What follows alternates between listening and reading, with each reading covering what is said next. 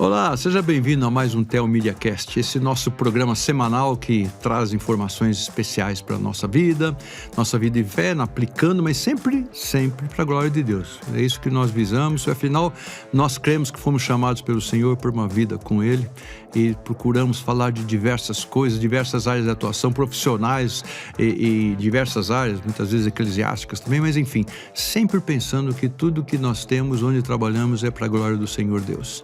Hoje eu estou sozinho aqui como host, né? Eu tenho dois convidados aqui para falar algumas coisas importantes. Você já ouviu falar de um tal de Pacto de Lausanne? Já ouviu? Você já leu? Você já viu essa publicação? Pois é sobre isso que nós vamos falar.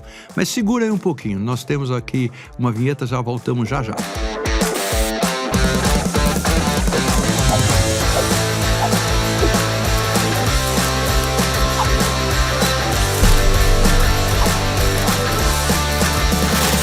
Então, é isso mesmo. Nós estamos aqui num momento especial para falar sobre Lausanne. Lausanne hoje, Lausanne ontem. O que foi isso? Para quem não sabe, eu fui impactado nisso. No começo eu entrei no seminário em 79 e isso ainda tinha repercussão grande aqui no Brasil sobre a conferência de Lausanne. E eu estou com dois convidados hoje para falar um pouquinho sobre isso. Um dos convidados tem uma vida especial dentro da Rádio Transmundial. Sobre a Rádio Transmundial nós já falamos aqui, viu, Daniel? Já tivemos aqui uns momentos especiais. Eu vou lá, eu trocando os nomes de novo dos dois, que eu já chamei o André de Daniel, o Daniel de André. Então, vocês vão vendo como é que são as coisas. Não é que eu não conheço eles, era para termos o papo aqui, mas faz parte, né? Então, eu já ouvimos falar aqui um pouco sobre o trabalho. Bonaire, nós fomos lá atrás, na entrevista que fizemos. Você não escutou? Você procura aí que você vai achar uma entrevista que tivemos com o pastor Davi Nunes e o filho dele, Paulo César, batemos papo sobre isso. Mas seja bem-vindo. Muito obrigado, Fernando. Obrigado a todos que estão acompanhando aqui. Isso. Desculpa, bati no microfone. A gente isso faz parte. É de rádio e faz tudo errado, mas né? Mas aí o pessoal corta.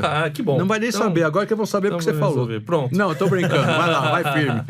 Mas o bom de podcast é que é mais solto, né? A gente pode conversar melhor. Isso. Mas, sim, eu sou da RTM Brasil. Meu nome é André Castilho. Sou diretor de produção de conteúdo lá. O que eu falei? E aí nós trabalhamos com produção de programas na linguagem rádio, mas que também são feitos em vídeo e são distribuídos tanto por radiodifusão, que é o rádio tradicional, quanto pela internet, pelo YouTube, pelos agregadores de podcast, pelo nosso site.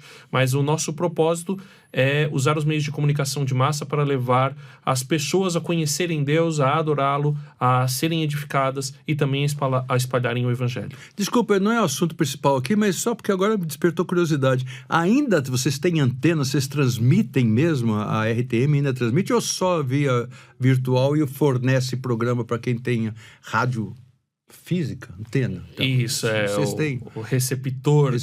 Vocês têm a transmissora ainda, trabalham com isso? A RTM Brasil não tem transmissora no Brasil mais. Nós encerramos em 2018 a emissora de ondas curtas que nós tínhamos, em função de estratégia e também da própria movimentação do consumo de mídia no Brasil.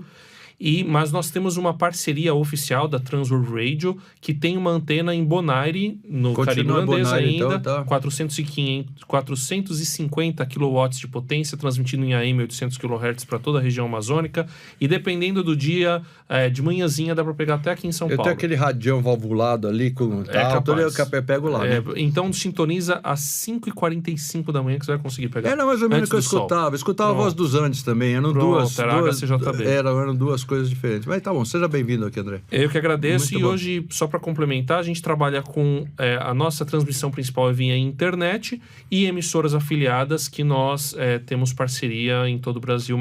São 19 estados hoje. Eu cheguei de uma conferência recente agora da Costa Rica, onde existe uma confraternidade latino-americana de igrejas reformadas. Sim. E ali tinha alguns, um da Colômbia e o outro era, acho que Porto Rico, que eles trabalham com rádios. Um é só internet, o outro tem antena. O da Colômbia ainda tem antena e faz transmissão. Mas tá tudo bem, isso é outro assunto. É só para saber um pouquinho. Agora chegou a sua vez, Daniel. Agora você vai falar um pouquinho de você, desse trabalho que faz, porque você está mais diretamente ligado ao Lausanne. Pelo que nós conversamos aqui, ao comitê, comissão, não sei como é que é o nome aqui no Brasil, Vamos lá, manda ver, Fio. Obrigado, prazer, muito bom estar aqui.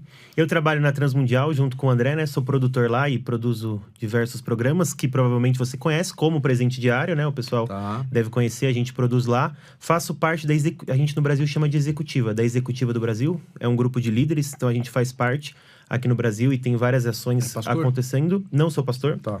Fiz seminário, mas não sou pastor. Tá bom. E trabalho também no Mesa Preparada, que é um movimento da Sal da Terra, junto com o Paulo Borges Júnior, que é um pastor. Sal da Terra, aquele pessoal de Minas Gerais? E de Goiás. De Goiás. De Goiás. Tá, eu tive num acampamento 500 anos atrás, a BE e tal, e o pessoal do Sal da Terra. Tinha um pessoal lá, Ricardo. Não lembro mais. Tá bom, tudo bem.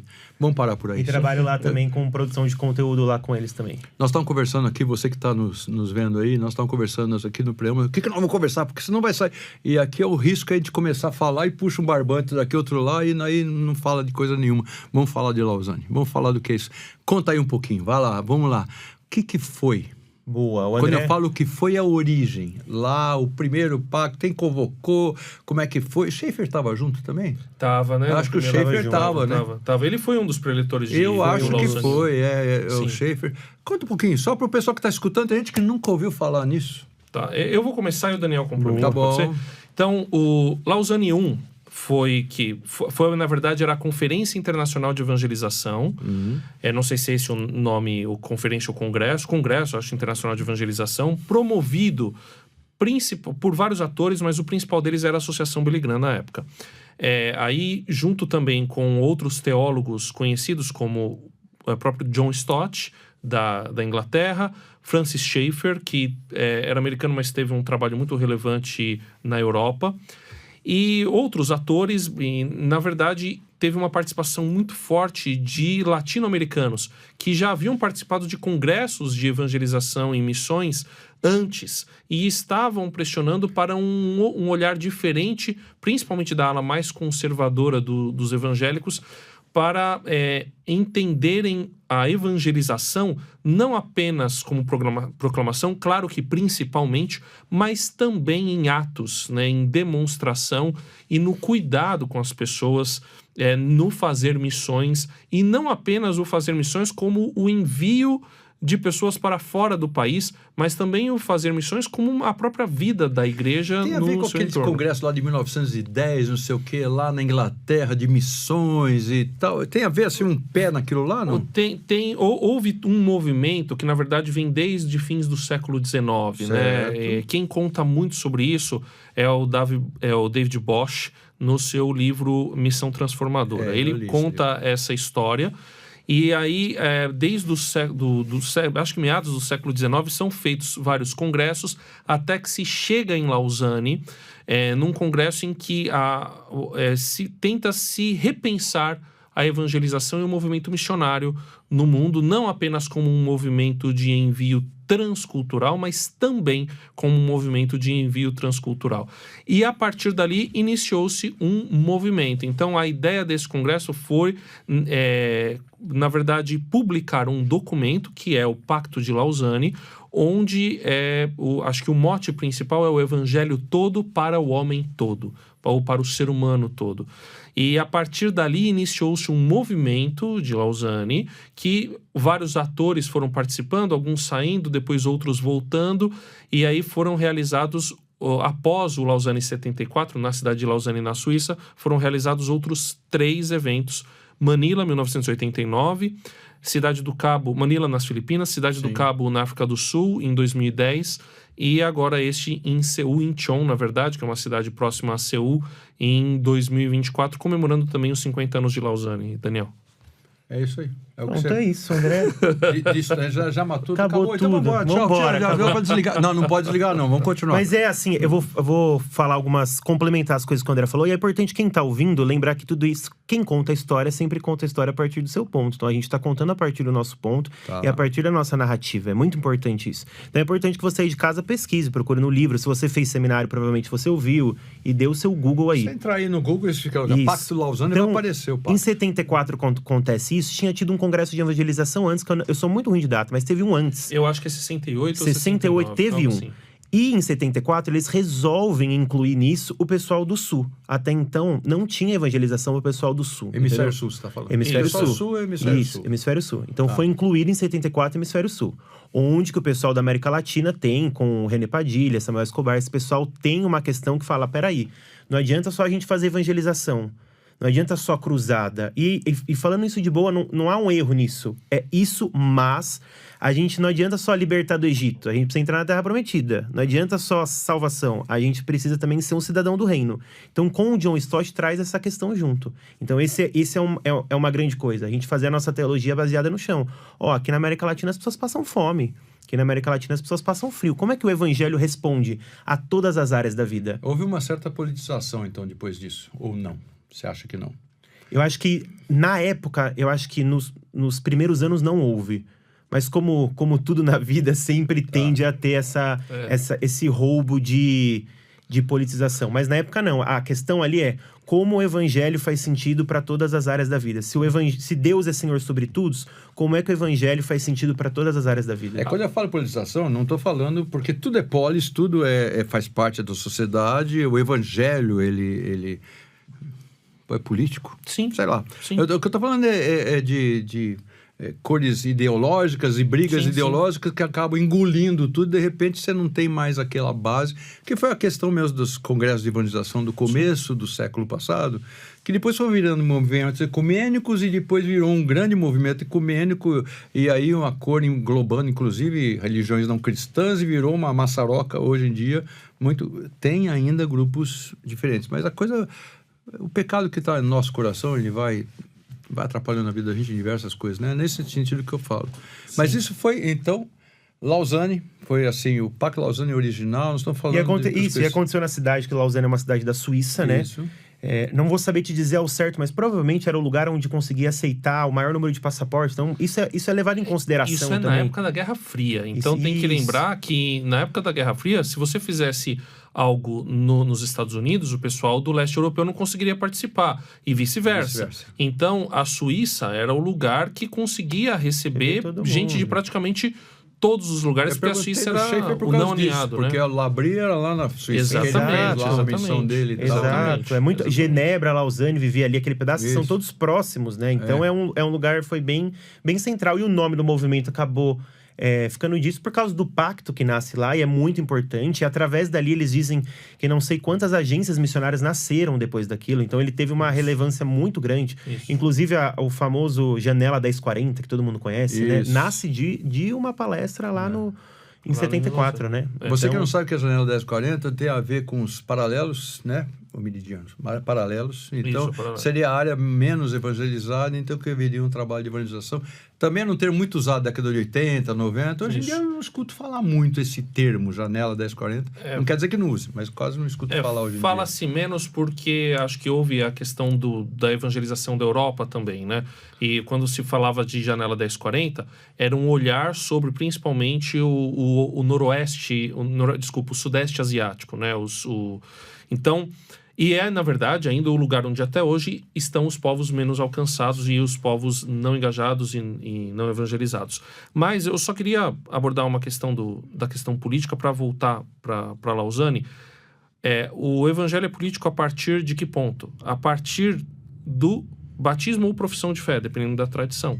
O que a gente faz no batismo ou profissão de fé? A gente reconhece que o nosso Senhor é Jesus. Então isso é uma declaração política, porque você está reconhecendo que não existe outra autoridade acima do senhorio de Jesus Cristo sobre a sua vida. Isso deveria resolver todas as polêmicas políticas e partidárias dentro da igreja evangélica, né? A gente tem um só Senhor. A partir daí, a gente discute, mas nosso Senhor é um só. E essa é uma ideia de Lausanne, inclusive no Congresso de agora. Porque o tema do Congresso de agora era que a igreja declare e demonstre Cristo unida. Então você trabalha a proclamação, você tem lá o querigma de Atos, né? Jesus Cristo ressuscitou e por isso vocês devem se arrepender, ser batizados e receber o Espírito Santo. E a partir desse querigma, a partir dessa proclamação, você tem a transformação social que deve ser buscada como meta junto com a proclamação.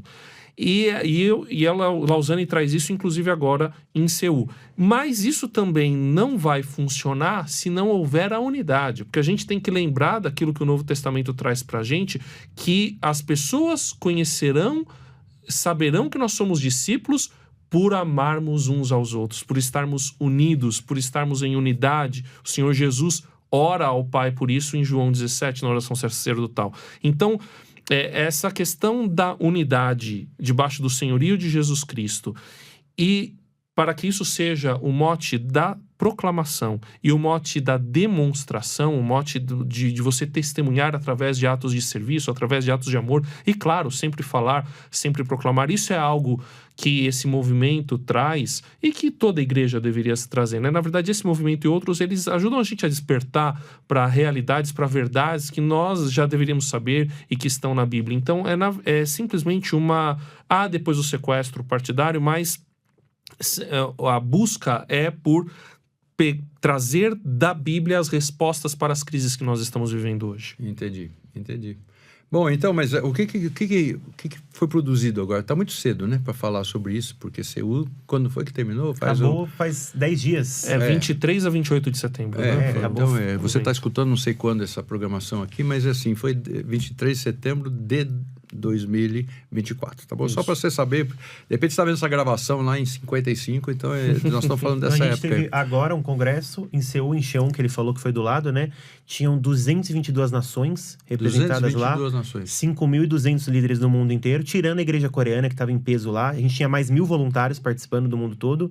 E a igreja coreana, eu nem sei dizer, mas eles deviam estar em muitos, né, André? Tinha muita gente lá da igreja coreana. Gente. Então, devia ter umas 8.000 pessoas lá. Era muita gente. Era muita gente. Tinha a delegação americana, era muito grande. A delegação brasileira era muito grande. A delegação indiana era muito grande. Eu não sei qual era o tamanho da delegação chinesa, mas isso foi algo bonito, né? A China também. E isso foi algo muito legal. Os chineses mesmo? A igreja oculta, não. A igreja, o que é das chinesas? Estava lá? Não, Taiwan? Da China mesmo. Da China mesmo. Você tinha israelense, você tinha palestino, você tinha ucraniano, você tinha russo. Então, quer dizer, o que é que une pessoas que pensam, que brigam, que são de nações inimigas? É o Evangelho. É o Evangelho que traz todo mundo para a mesa, para a comunhão. E isso é proclamação, mas é demonstração. Porque não adianta, e isso é uma chamada que é feita desde muito tempo. Não adianta você proclamar se você não demonstra, se você não mostra, se isso não é vivo em você e através de você. Então, isso é algo que a gente precisa dizer, né? Eu tive o privilégio, né, de ir nas Olimpíadas agora e depois ir para o Congresso, num prazo de nem um mês. E os dois reúnem gente do mundo inteiro. Tá. Então eu tive a oportunidade de estar em 2 eventos mundiais que reuniram países do mundo inteiro. E os 2 foram televisionados. Um foi televisionado para o mundo inteiro, e lá a Coreia resolveu transmitir na televisão pública da Coreia. Então a Coreia inteira estava sabendo. Inclusive teve muitos, como é que fala? Pessoal contra quando faz... Houve manifestações, protestos. Teve um dia que teve que mudar todos os ônibus dos lugares porque estava tendo protesto. Então, foi uma coisa assim, marcante. Lembrando que em 74, o New York Times posta falando de Lausanne, de tão importante que tinha sido aquilo. E é uma coisa que o André falou, os dois mas o primeiro, as pessoas vão lá para competir umas com as outras, né? E para revelar um poder. Você foi aquele grupo lá da Transmundial que foi fazer, como é que é o nome? Ele esteve aqui falando com a gente, que fala sobre esporte e foi com um grupo lá para as Olimpíadas. Atletas no Ar? Eu não fui com eles. Tá. Tinha bastante gente, tinha bastante gente da Jocum. Eu fui para passear mesmo, para assistir jogo essa vez. Não fui para... Mas eu vi nos dois, e o primeiro é o pessoal indo pra se reunir pra ver quem é mais poderoso, né? E no segundo é o que o André falou, as pessoas estavam lá porque elas entenderam que elas são irmãs umas das outras. Então é muito legal ver a diferença, né? E é muito legal ver que tem um mistério quando o povo de Deus se reúne, né? Existe, é revelado o Pai quando as pessoas se reúnem. Então é muito legal ver isso quando todo mundo tava se reunindo lá, enxergando como irmãos e... Aparentemente, igual ele falou, você vê um judeu, um palestino, um ucraniano, um russo, que não estariam juntos naquele ambiente convivendo em paz, se abraçando, convivendo em harmonia. Então, isso é muito legal ver, é renovador, né? Houve várias noites, a gente pode até falar sobre isso. Uma das noites foi, na verdade, o dia inteiro de justiça e reconciliação. E aí foi trazido pessoas que são vítimas de guerra e são vítimas de situações problemáticas, e elas estavam falando como que você, do lado de quem é vítima de algum tipo de opressão, de algum tipo de conflito, de algo assim, trabalha o perdão, trabalha a reconciliação e a justiça.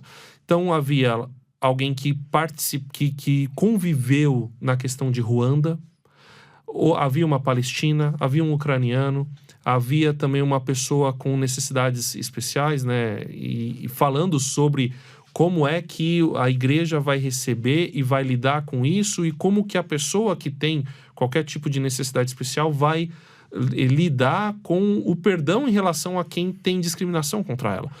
Então, e aí, algo muito bonito que aconteceu, não sei se todo mundo sabe, mas durante a Segunda Guerra, até começo do século XX, até o final da Segunda Guerra, o Japão dominou a Coreia do Sul, colonizou a Coreia do Sul. Na verdade, não só a Coreia do Sul, a Península da Coreia. Inclusive. Exatamente. Toda a Península da Coreia. E quem ministrou a ceia do sábado de manhã foram 2 pastores. Um pastor coreano ao lado de um pastor japonês. E ao final eles se abraçaram e ministraram juntos a comunhão, ministraram juntos a ceia ou Santa Ceia. Então, essa ideia de demonstrar, houve demonstrações práticas para que a igreja possa demonstrar. E isso é algo que vem sido construído nesses últimos 50 anos. E agora nós falamos da janela, nós falamos tudo, mas no Congresso, o que foi tratado sobre áreas não alcançadas e que precisa ter uma concentração de esforços ou qualquer coisa, parceria? O que foi falado sobre isso também de trabalho conjunto de evangelização? Estou voltando lá de novo, estou indo lá para o começo do século passado, quando foi trabalhar em missões mundiais e tal. Foi tratado de alguma coisa disso também? Cristãos perseguidos também, perseguidos pela sua fé também, isso foi levantado também, foi falado, relatórios e tudo mais? Sim, havia sempre, em todos os dias, você tinha de manhã um momento expositivo, e as exposições foram todas no livro de Atos, então exposições bíblicas no livro de Atos, tratando de um tema específico. Tá. Houve o dia da justiça e reconciliação, como eu citei, houve o dia da igreja perseguida, e Atos tem muita perseguição à igreja. Nesse dia da igreja perseguida, foi falado sobre a perseguição como ferramenta de evangelização e de proclamação. E como, sob a perseguição, a igreja cresce. Então, nós tivemos pessoas do Oriente Médio falando, tivemos uma pessoa da Índia falando, tivemos chineses falando, tivemos um momento em que falou-se a respeito da Coreia do Norte, houve mostrou-se o relatório da Portas Abertas sobre os países. Estava lá, então. Sim. Os países que mais perseguem no mundo, né? A gente sabe que no topo está a Coreia do Norte, a Arábia Saudita. Tem países aqui na América do Sul, infelizmente, onde há perseguição, como Colômbia, Nicarágua cresceu, o sul do México. Então, a gente tem tido esses focos de perseguição, mas apesar desses focos de perseguição, a igreja permanece crescendo. E a respeito dos povos não alcançados, houve a declaração a respeito disso, né? Existe um projeto que está fazendo uma classificação do que são povos não alcançados, que é o Joshua Project, porque a gente tem uma noção assim, um povo, uma tribo indígena lá da Amazônia não tem a Bíblia na sua língua, então ela é não alcançada. É verdade. Mas há a possibilidade, por causa da cultura, de se conhecer o Evangelho. Existem países que nem pela cultura se tem possibilidade de conhecer o Evangelho. E existe uma concentração desses países em alguns lugares. E aí foi falado sobre esforços que estão sendo feitos para alcançar esses povos que não conseguem ter contato com o Evangelho. Ou seja, várias agências missionárias estavam lá representadas e falando sobre essas questões e muitas vezes trazendo parcerias ou união de esforços, porque tem lugares que nós sabemos que a coisa é bastante complicada mesmo de você poder falar, né? Aqui na nossa denominação tem alguns missionários em certas regiões da Ásia. Nós temos um cartaz lá para você orar pelos missionários, e tem algumas figuras que estão borradas, né? Você não pode saber quem é, não tem nome, quer dizer, é um nome lá asterisco, uma coisa. Você quer contribuir, quer apoiar, quer orar e tal, então nem divulgado porque isso existe, nós sabemos que existe. Houve momentos em que a transmissão foi encerrada lá por causa disso, né? Olha só. Pelo risco que se tinha algumas pessoas que estavam lá. Tem inclusive uma moça da nossa igreja que estava num lugar na Indonésia, não sei onde, em algum lugar lá na Oceania, e ela foi identificada e ela foi expulsa do país e tal, e ela veio falar aqui para nós e tal, numa entrevista faz tempo já, e as dificuldades, não podia voltar, mas ela expulsa, sabe como é que é, né? Tem o carimbinho de expulso, seja onde for, por qual motivo que seja, você não volta mais. Ela estava se preparando para ir para um outro país e continuar o trabalho de missão dele, né? Mas Lausanne, então, hoje, ele visa debater, trazer informações, questões que podem cooperar com as diversas agências missionárias, as diversas denominações que estão interessadas nessa missão transcultural que é a evangelização no mundo, que eu acho que ainda é a base de Lausanne, né? Eu acho que Vou trazer outros pontos aqui, principalmente para a minha geração. Fala. Quantos anos você tem? Eu tenho 67. 66, o André tem 40 e eu tenho 30. Então eu sou quase uma geração Z e milênio aqui. A gente tem quase 3 gerações aqui, pode ser? Quase 3 gerações. Porque às vezes as pessoas estão ouvindo a gente conversar tudo isso, e uma coisa que foi falado lá, 99% da igreja não é missionário transcultural. Não é pastor, não é o nome. Então as pessoas estão ouvindo aqui e falou muito bacana. Lausanne foi lá, um monte de gente que trabalha, Deus abençoe, eles decidem lá, eles oram, decidi, eu dou meu dinheiro e segue a vida, e Jesus seja conhecido no mundo, não tem nada a ver com isso, vou pular esse podcast. Mas a grande questão é que a gente não pode dividir a igreja. A igreja é católica no sentido de missionária, a igreja é santa e a gente tem que buscar a santidade, mas a igreja é una, né, também. Então a gente tem que falar da unidade da igreja. Então isso falou muito lá também. Porque por muito tempo a gente falou da catolicidade da igreja e cada um foi fazer o seu. A gente sempre precavendo por causa da santidade, então a gente sempre toma cuidado, mas a gente abriu muitas vezes mão da unidade. E o evangelho, ele acontece no amor de Deus Pai, é na graça de Cristo Jesus, mas ele se consuma na comunhão do Espírito. Então a gente não pode negar a comunhão do Espírito, a gente só vai amadurecer quando a gente tiver a comunhão do Espírito. E a gente só vai revelar o Pai quando a gente for um irmão do outro. A gente pregando só e mostrando, a gente só vai revelar Deus, e Deus por Deus, passarinho revela. Mas a gente só vai revelar o Pai se a gente for irmão do outro. Então a gente precisa viver em comunhão para revelar o irmão do outro. O que o mundo e o que a minha geração quer saber é quem é o nosso Pai. Aonde é que eu encontro uma família para viver em comunhão? Então Lausanne também tem tudo a ver com isso. Como é que eu vivo o evangelho hoje, aqui e agora? Tá certo que o reino de Deus ainda é a atenção do agora e ainda não, mas tem coisa que é para a vida abundante, tem coisa que é para agora. Eu posso experimentar agora o reino de Deus. Começa aqui agora. Então isso tem a ver com isso. E Lausanne traz essa questão de o evangelho é para sua vida, para você que é médico, para você que é engenheiro, então isso vai mudar a sua vida. Tudo que você vai fazer a partir de agora, a sua vida vai mudar por causa do evangelho. Então isso tem tudo a ver. E Lausanne está buscando investir nessas pessoas também. O que era muito bonito lá é que não estavam apenas agências representadas. Você tinha profissionais lá. Então, eu conversei com algumas pessoas lá que estão trabalhando, por exemplo, na academia, no ambiente universitário. Desenvolvendo pesquisa, liderando alunos, e são crentes, cristãos que estão demonstrando sua fé no ambiente universitário e, a partir disso, também proclamando o evangelho, falando, levando, discipulando pessoas, fazendo discípulos. Então, falou-se sobre igreja perseguida, falou-se sobre povos não alcançados, ok, justiça e reconciliação, falou sobre justiça social também, que é uma verdade do evangelho, mas falou-se também sobre um dia que foi todo sobre o workplace as a sacred place, ou seja, o local de trabalho como um local sagrado. Como Daniel citou, 99% dos cristãos não estão em missões transculturais, mas eles estão em missão aonde? Eu já escutei um debate que, na verdade, tá, né? Porque eu já estou conversando com você aqui, isso não deixa de ser transcultural, de certa maneira. Exato. Falamos língua portuguesa, talvez você nasceu em São Paulo também? Não, nasci em Campo Grande, no Mato Grosso do Sul. Então você é sul-mato-grossense, você é bugrinho, então. Meus filhos são tudo bugrinho, todos nasceram em Dourados. Tá bom, tá ali. Mas vamos voltar no assunto aqui. Então, mesmo quando nós estamos assim com um vizinho, Então não deixa de... Não tínhamos que ter uma visão transcultural no nosso bate-papo. Mas eu entendi o que você falou, não estou dizendo, eu só estou trazendo... Não, mas é isso mesmo, porque a gente faz, como o Daniel colocou, a gente estabelece alguns rótulos e nesses rótulos a gente coloca o nosso conforto. O cara tá lá na Índia, tem que aprender hindu, aprender a cultura hindu, porque ele é um missionário. Ele é um missionário. Não, e o que eu faço? A minha parte é dar dinheiro para ele. Isso. Não, tudo bem, e no seu local de trabalho? Sim, exatamente. Que você tem uma pessoa lá que também não conhece Jesus. Como é que ou no seu lugar de trabalho eu deixo de ser crente, né? Que isso é uma discussão que a gente sempre tem que trazer. Na minha família, na minha escola, nos lugares onde eu estou.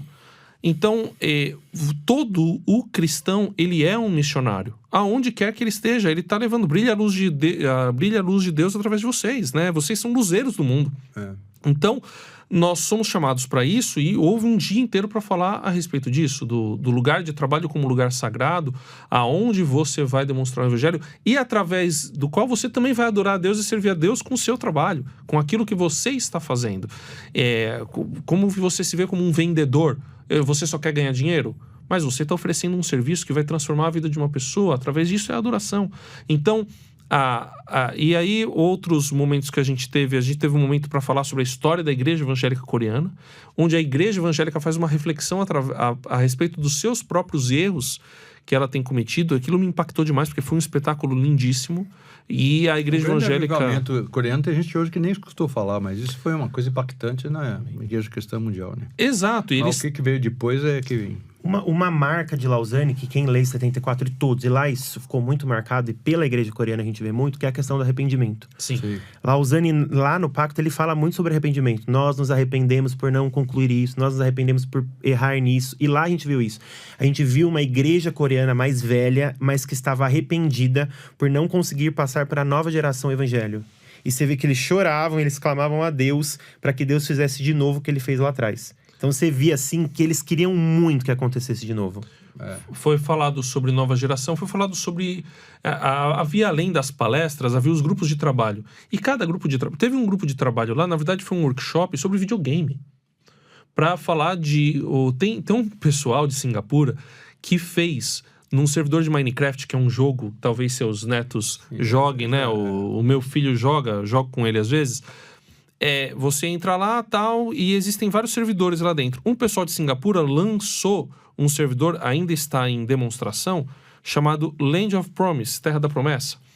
E é a cidade de Jerusalém, antiga, e onde você entra e conversa com os personagens bíblicos. E conhece as histórias bíblicas, conversando com os personagens bíblicos e fazendo missões lá, né? As missões do jogo. Do jogo. Então, existiu outro lá, um pessoal que está desenvolvendo um jogo, e através do desenvolvimento desse jogo ele vai providenciar a tradução da Bíblia utilizando inteligência artificial. Então, o uso da tecnologia para o fazer missões, em todo esse sentido, né? O fazer missional da igreja na Jerusalém, na Judéia, na Samaria, até os confins da terra. E a gente esquece disso também, né? O Espírito serão testemunhas em Jerusalém, Judéia, Samaria e confins da terra, ou seja, em todos os lugares do planeta Terra a gente tem que ser testemunha. Tá certo.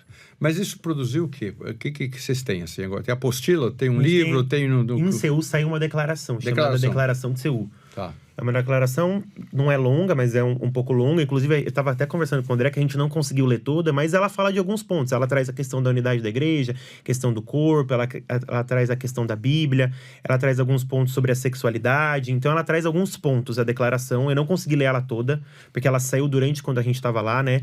E essa declaração, ela foi construída por uma equipe, eu acho que de 60 ou 70 líderes do mundo, de teólogos, além da pesquisa que teve, que foi uma pesquisa do status da Grande Comissão, que saiu no começo do ano. Então, eles fizeram uma pesquisa com 150 pesquisadores do mundo inteiro, onde eles levantam artigos, e também teve as consultas por região.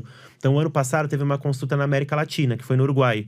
Teve uma consulta em Los Angeles, teve várias consultas do mundo. Então, faz vários anos que esse pessoal está trabalhando para construir esse documento para ser lançado em Seul. É porque eu lembro que o do Pacto de Lausanne, o original, foi feito a apostilinhas, que aqui no Brasil foi publicado pela BU.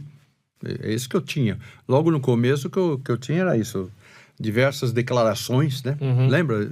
Claro que vocês têm acesso a isso. Não é possível que não tenha. Não, por exemplo, Lausanne foi tão impactante. Eu fiz o seminário em 2005, ou seja, 30 anos depois do Pacto de Lausanne. E repercutiu no meu seminário o Pacto de Lausanne. Entendi. Então a coisa é tão... Ela até hoje repercute, e para muita gente ela até hoje é novidade. E a ideia da Declaração de Seul é complementar muita coisa que vem sendo construída em Lausanne e fazer um documento um pouco mais completo. Também trabalhou sobre a digitalização e a coisa que mídia. naquela época não existia, né? Internet, o que era naquela época? Então, 74. É a ideia, né, de você responder perguntas da sociedade a partir da visão bíblica. Entendi. Bom, então eu vejo que isso trouxe muito ganho para vocês pessoalmente, para quem participou pessoalmente, mas isso ainda provavelmente vai impactar muito ainda. A gente está refletindo, conversando. Acho que não sei, teve 2 palavras que me marcou muito. Uma palavra foi a da Sarah Breuel, que ela fala sobre arrependimento, que foi uma brasileira, que ela é missionária na Itália, junto com o esposo dela. E a palavra do Michael O, que hoje é o diretor do Lausanne, né? E ele fala que há 4 palavras que podem matar a igreja, né? Eu gosto de você, mas eu não preciso de você. E daí ele vai falando disso. A gente às vezes fala muito, eu gosto da pessoa, mas eu não preciso dela. Então eu consigo fazer meu trabalho, participar da missão de Deus, eu não preciso de você. Mas não tem como você participar da missão de Deus sem falar que precisa do outro. Ele é seu irmão, a missão de Deus é fazer um povo, e a gente é irmão, então a gente precisa do outro, e a gente precisa aprender a trabalhar junto. Então lá falou muito sobre as ações colaborativas, como é que a gente trabalha junto, como é que a gente mede esforços para que a gente cumpra a grande comissão. Agora eu vou falar que eu sou, já que você falou que eu sou a geração mais velha aqui, então eu vou cair em cima, né? 79 eu entrei no seminário, então eu não participei do congresso que teve aqui, geração 79. Foi exatamente o ano que eu entrei no seminário, não tinha condição de participar, tá? Mas o tema de geração 79 aqui no Brasil, ele foi baseado no Evangelho de João e tá ali: Pai, faz-nos um para que o mundo creia que tu enviasse teu filho. Como está o texto lá em João, né? E tinha uma musiquinha curtinha, eu lembro bem dela, lembro dela até hoje, a letra dessa música, que foi o tema de todo aquele encontro. Então, buscando uma unidade entre as igrejas, no sentido de, talvez em alguns lugares era para a aresta mesmo, tinha alguma disputa de igrejas, mas parar com tudo isso, mas para nos dar nessa comunhão com Deus, dentro dos princípios evangélicos e ser um testemunho no mundo, a nossa vida, a nossa unidade também, né? Eu sei que isso se confunde com o movimento ecumênico mundial, que depois, como eu já disse, hoje em dia, o movimento ecumênico mundial é alguns deles, porque existem vários, né? Incluem outras religiões também que devem ser respeitadas, tal, enfim, e budismo e islamismo, e tem coisas assim que são contrários ao que as escrituras trazem para nós. Alguns movimentos, estou falando Sim. que são todos. Mas uma restauração da base da palavra e que nós estejamos unidos realmente na grande tarefa, que a tarefa que Deus deu para nós. Você falou aí, né? Eu vou trabalhar, vou fazer academia, vou fazer pós-graduação, vou arranjar um bom emprego, vou construir uma empresa, vou empreender, pá. Mas, gente, nós estamos vivendo aqui para a glória de Deus só. E quem nos sustenta é Deus. Eu não estou querendo ser assim, um piedoso, um cara assim, fora da realidade e tal, mas é isso. Então, fazemos tudo para a glória de Deus. É importante isso. Eu estava falando isso ontem, estava na casa da minha irmã, eu falei, o evangelho é isso. Ou vocês avisam que não é isso, que a gente vai fazer outra coisa. Brinquei com a minha irmã ontem, falei assim, é isso. Porque se outra coisa der certo, você me avisa, porque a gente vai fazer outra coisa. Porque não tem nada que a gente pode fazer para a unidade da igreja. Quem fez foi Cristo, está feito. Isso mesmo. A Bíblia fala que a gente preserva a unidade. Isso. Salvação não está a gente não salva. Pai, faz-nos um, não é só eu que faço um. O nosso ministério é da reconciliação. Isso. Nosso ministério não é da salvação. Então, tudo que a gente... Vai dar errado. Deixa eu te dar uma boa notícia. Tudo que você fizer vai dar errado. Graças a Deus. Irmão, deixa eu te contar uma coisa pra você. Vai dar ruim. Só tem uma coisa que pode dar certo. Cristo Jesus. É isso que pode dar certo. Só Cristo Jesus. Porque porque se for outra coisa der certo, política, governo, bom trabalho, comida, der certo, você avisa. Porque Jesus não valeu de nada. A unidade da igreja é a unidade do corpo de Cristo. Sim. E a unidade do corpo de Cristo tem um cabeça, que é Cristo. Sim. Então, se não estiver debaixo... Fé, um só batismo, pronto, se não estiver debaixo do cabeça, que é Cristo, não existe unidade. Né? Ao mesmo tempo, a unidade tem que estar debaixo deste cabeça, e quem está debaixo da cabeça tem que ser unido, tem que estar em unidade. O que é triste é o pessoal gente que fala que é de Cristo e não está em unidade, não quer viver essa unidade. Então, o que fica para mim, Fernando, a respeito de tudo que aconteceu em Lausanne, é a gente buscar essa unidade. E no meu caso, eu fui muito impactado com duas coisas, né? Eu sou da área de mídia, né? Pela RTM, e lá a gente participou da temática do Media Engagement, engajamento de mídia. E a gente quer fazer algo assim no Brasil para trazer não apenas a mídia missionária, que é onde eu atuo, mas também os jornalistas cristãos e também o entendimento da mídia como lugar de proclamação. Mas fica difícil quando você está dentro de qualquer uma, não estou falando de uma área específica ou de uma empresa específica, mas onde não se tem nem a menor preocupação com glória a Deus e com reconhecimento, e você tem muita dificuldade de dar o seu testemunho ali, né? Em qualquer lugar em que você esteja, vai ter uma dificuldade de dar o seu testemunho, porque você precisa testemunhar. Sim. Você vai precisar ser diferente. Então, é difícil ser crente no mercado financeiro? Claro. Assim como é difícil ser crente sei lá, na academia. Sim. Na academia que eu falo no lugar onde você trabalha o corpo. Também, academia física. A academia né? Mas a academia... Também, na universidade. Universidade difícil ser crente, porque o caminho é estreito. É difícil servir Jesus. E a gente sempre, a minha geração, continua fazendo o erro de dar o testemunho, de não ser o testemunho. Jesus não convida a gente para dar o testemunho. Jesus convida a gente para ser o testemunho. Ser o testemunho envolve o sofrimento de ser o Cristo. E a gente está achando que a gente vai dar o testemunho sem ter que ser o Cristo, porque Jesus partiu o pão. E talvez o pão que ele tenha partido seja eu e você que estava lá. Então vai doer, meu irmão. Pra você ser o Cristo, vai doer. Porque você tem que ser o testemunho. Cristo, tem que passar em você. E a gente está achando que a gente ainda vai dar o testemunho de um Deus, e não vai ser o Cristo, do filho de um pai. Então é muito complicado isso. Exato.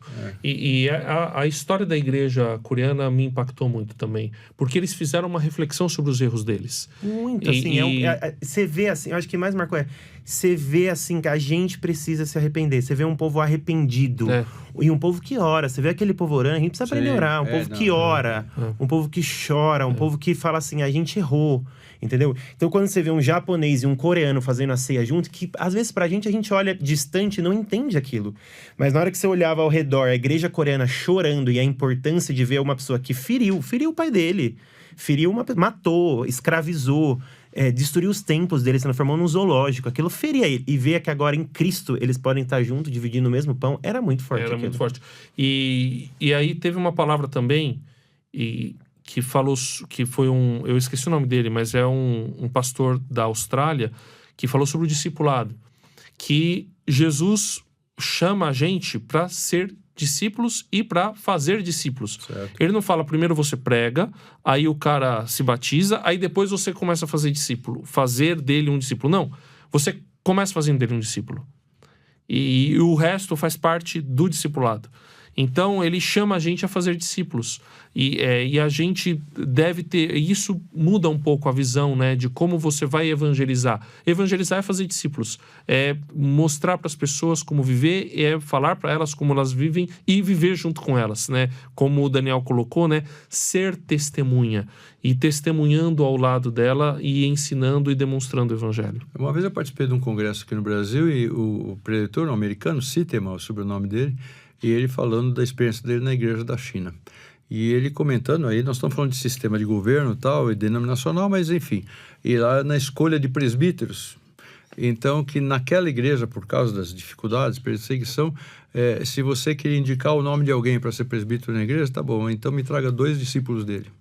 Eu quero conversar para ver, eu quero conhecer o cara, para ver se ele pode ser apresentado à igreja, para ser colocado, consagrado, ordenado, oficial, mas eu quero ver os discípulos dele. Então, era assim a vida. Podia ser o filho, podia ser um vizinho, podia ser qualquer pessoa, mas eu quero conhecer eles primeiro. A nossa vida é assim, né? Então, o meu testemunho, a minha vida, não precisa ser em cima num palanquinho de madeira numa praça pregando. Não tenho nada contra isso. Você quer subir num palanquinho de madeira pregando, pregue. Não tem problema quanto a isso. Tocar violão, distribuir folheto, não é essa a questão. Mas a nossa vida é uma vida... Como é o mote desse programa aqui?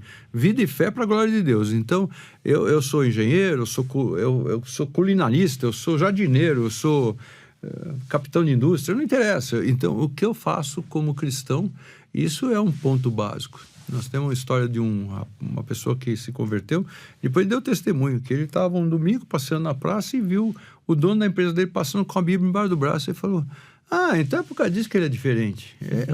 Deixa eu ver onde ele vai. Seguiu, o cara nem viu, o cara entrou na igreja, ele entrou atrás da igreja, ouviu o evangelho, se converteu, mas diz que o cara que era o dono da empresa, ele tinha um jeito diferente de tratar das coisas, de relacionar com os empregados e tudo ele era diferente. Eu falei, então tem alguma coisa, vou ver onde que ele vai. Então é mais ou menos isso. Eu penso que na vida de todo mundo, eu sou pastor, né? E sou pastor com tempo integral. Então eu tenho pastor que é advogado, pastor que é engenheiro, pastor que trabalha no comércio, enfim, eu sou tempo integral. Mas, então você fala, bom, você é pastor, você tem que dar testemunho, você é pastor.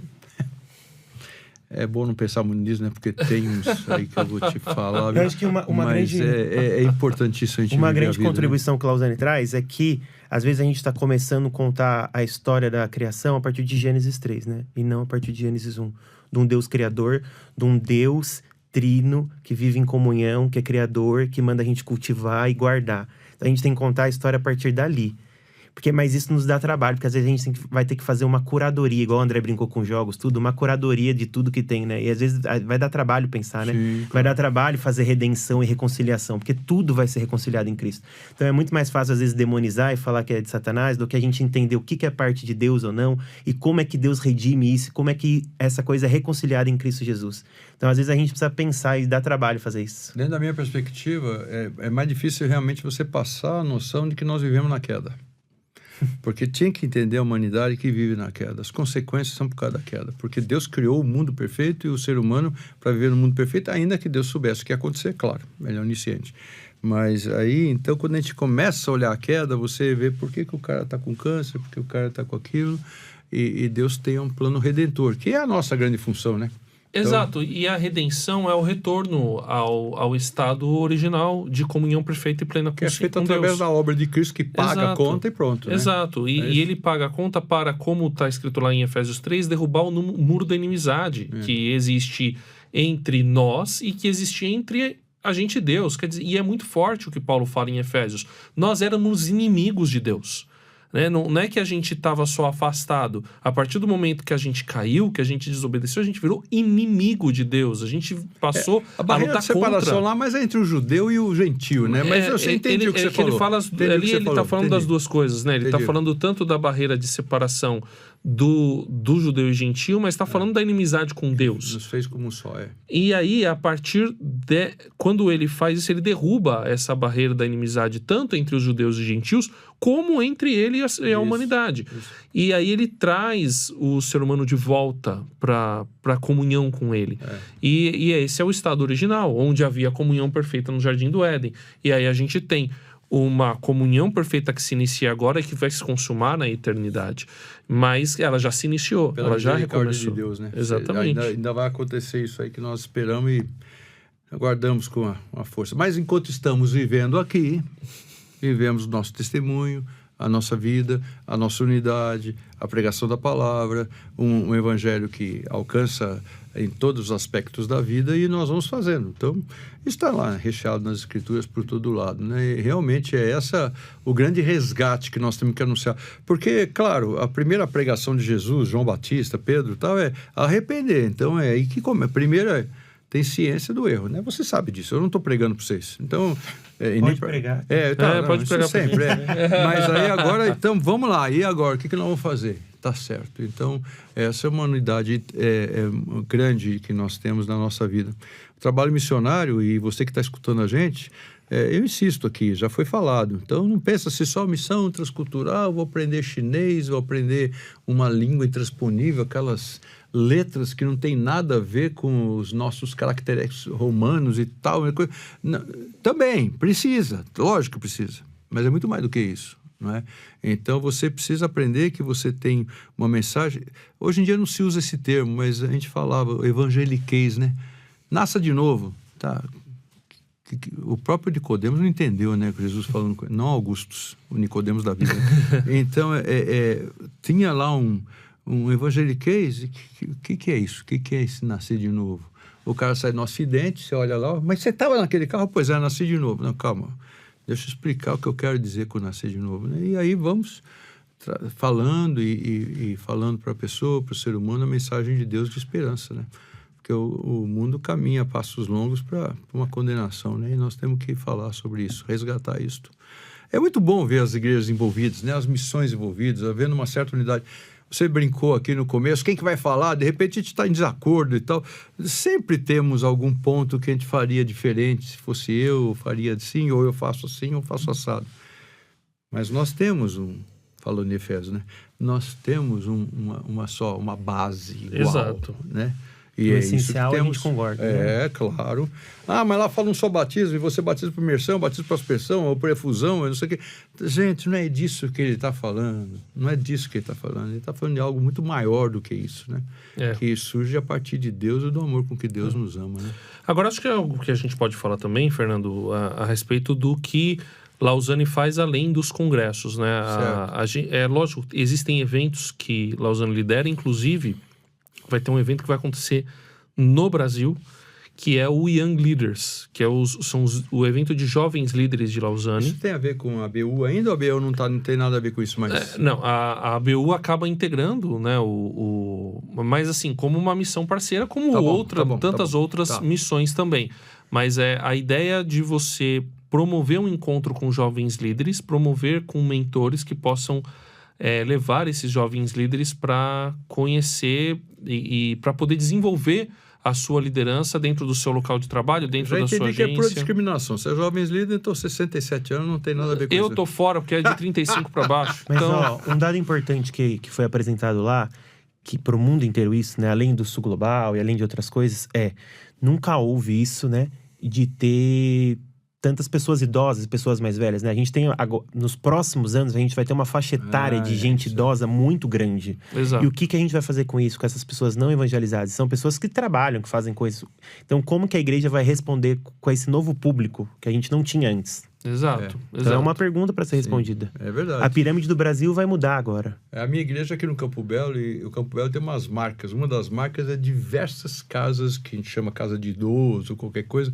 É muita gente, rapaz. É muita gente sendo tratada e que a gente precisa criar condições de entrar, de falar de Jesus e de criar condições de convivência até mesmo, né? Alguns são verdadeiros depósitos de velho, né? Mas a gente já tem muita coisa que não é mais nesse estilo aí. Quanta coisa fazer, hein? Fala a verdade, hein? Muita. Eu acho que, não sei se a gente tá indo pro fim ou não, mas estamos indo. Eu acho que assim... Mas pode ir falando, pode ir. O que Lausanne vai... eu tava pensando assim... Tava pensando uma coisa. Eu acho que para mim o que marca, que é difícil as pessoas entenderem, é que Cristo é Senhor sobre tudo. Tudo. É muito difícil, porque as pessoas ainda dividem, né? Elas conseguem dividir a vida dela em várias coisas, né? Tipo, não, é sobre... Pensa em alguma coisa na sua vida. É sobre tudo. Ou Deus é Senhor sobre tudo, ou Ele não é Senhor sobre nada, entendeu? Então é sobre tudo. Mas eu acho que assim... O que o Brasil pode aprender? Eu acho que todo mundo que foi vai poder falar de uma coisa. Eu acho que o André vai poder falar. Mas eu acho que umas coisas que estava pensando o Brasil precisa se arrepender, né? Eu acho que é uma coisa que todo mundo precisa se arrepender. Precisa se arrepender da sua prosperidade. Precisa se arrepender de sagrado e profano. Precisa se arrepender de achar que qualquer outra coisa pode tomar o lugar de Deus. Que a política vai salvar. Que a educação vai salvar. Que o dinheiro vai salvar, qualquer coisa que você colocar o dedinho lá no trono de Deus, a gente achar que aquilo pode redimir. Então a gente precisa se arrepender disso. E o Brasil precisa assumir a responsabilidade. Como todo país tem o seu papel na história, o Brasil precisa assumir essa responsabilidade. Não tem nenhum outro país do mundo que tem tanto povo, raça, tribo, língua e nação vivendo em harmonia como o Brasil. A gente podia ensinar isso para o mundo. A gente podia ensinar sobre unidade para o mundo, como é que os povos convivem em paz e em harmonia. E a gente não está ensinando isso. A igreja brasileira tem crescido tanto, mas não tem levado transformação social. E isso não tem nada a ver com ideologia, isso tem a ver com o reino de Deus. Onde Deus chega, ele transforma tudo. Então precisa ter justiça, precisa ter equidade. E a gente precisa ser um agente do reino de Deus. E o reino não vai... E a gente não faz isso acreditando que o reino vai ser estabelecido. Quem vai estabelecer o reino é Deus. Mas a gente manifesta o reino de Deus agora, vivendo na tensão. Então a igreja brasileira, e eu me incluo nessa, a gente precisa se arrepender de muita coisa para a gente conseguir testemunhar o Cristo e testemunhar Deus. Então é assim, a gente tem muito para pensar e trabalhar. Exato. Esse congresso que você falou tem previsão de quando vai acontecer? 2026. É o segundo de 2026. Ano que vem, daqui a 2 anos. Daqui a 2 anos, aqui no Brasil, é também, como o Lausanne é por indicação, né? Então não existe inscrição aberta. Depois vai haver o processo de indicação e depois uma seleção, e vão ter vários países, também vai ter necessidade de voluntários. Então é um movimento que vai acontecer, mas já tem sido falado, né, Daniel? Mas isso vai ser ao mesmo tempo, simultaneamente com outros países, ou vai ser no Brasil? Vai ser no Brasil. Tá, então, no Brasil, assim, todo mundo vai vir aqui ao Brasil. Sul-americano vai vir para o Brasil. Vai vir pro Brasil. Europeu São vem 1.500 líderes do mundo inteiro que vêm para o Brasil em dezembro de 2026 e participam durante alguns dias sobre o congresso. Isso aconteceu a primeira vez em 2010, se eu não me engano, né? Esse é o segundo que vai acontecer de líderes jovens. Acho que foi jovens. 2016 2016, então foi 2016 e agora vai acontecer o segundo. Além de outras ações, né? Vai ser aqui em São Paulo, mas eles vão divulgar. Tá bom. E tem outras ações. Além de, no site de Lausanne você encontra diversos artigos e coisas que saem. Tem as redes temáticas onde você pode colaborar e pode se envolver e conhecer outros líderes. Então tem diversas coisas que você pode procurar no site do Lausanne Internacional, né?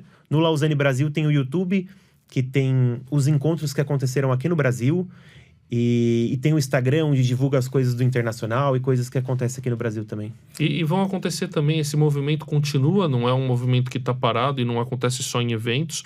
A ideia é fomentar a igreja missional, né? E essa ideia do ser humano, do discípulo de Jesus em missão o tempo todo, onde quer que esteja. E também, de repente, uma pessoa se sente chamada para sair do seu país ou para trabalhar integralmente, seja numa igreja local, seja numa agência missionária, missões urbanas ou outra coisa, mídia. Também há esse fomento e toda a ideia de você, enquanto cristão, estar em missão, se engajar na missão de Deus. Tá bom. André, Daniel, obrigado. Obrigado por vocês participarem. Foi legal. Eu tô com o meu tempo curto. Aí quem manda aqui é o seu Arthur Mendes, que nunca está presente. Você põe a culpa nele, mas ele falou, tanto tempo, tá? Eu tô olhando lá o reloginho, então... Mas muito obrigado. Acho que assim a gente deu pelo menos um gostinho de algo que pode ser trabalhado. E como já falou, tem um insight, você pode entrar no site, você pode olhar isso lá, depois acompanhar e aprender mais. Depois, quando nós tivermos, você vai ver aí na própria capa do programa de hoje lá, então você vai procurar para ter mais informação. Obrigadão mesmo. Obrigado. Valeu, tá joia? Mas um dia nós ainda vamos voltar, assunto RTM, mas isso é outra conversa, outro dia. Estaremos à disposição. E você junto também, porque afinal de contas, né, você também tem função lá dentro, né? Só na questão de Lausanne. E para quem viu e quer ler qualquer uma das 4 declarações do pacto, tudo tem lá no site e tá disponível também todos os vídeos das preleções que teve em Seul. Legal. Então o pessoal pode encontrar na internet, pode assistir, pode ouvir. Já tá legendado, para quem não sabe inglês, não? Eu não sei se tá legendado, tem que abrir lá no site, mas tem tudo lá, então provavelmente se não tá, eles sempre trabalham para que vai estar legendado. E você que nos escuta, obrigado por estar mais uma vez ouvindo essa mensagem. Sempre sobe, toda semana nós temos um trabalho diferente, tem muita coisa aí já gravada, você pode acessar, pode olhar diversos temas dentro dessa nossa vibe, assim, né? Dessa nossa área de dizer que vida e fé para a glória de Deus. E nos apoie, ouça, baixa aí, coloca aplicativo no seu telefone e tal, nos acompanhe, isso é muito bom. Deus te abençoe e até o nosso próximo encontro.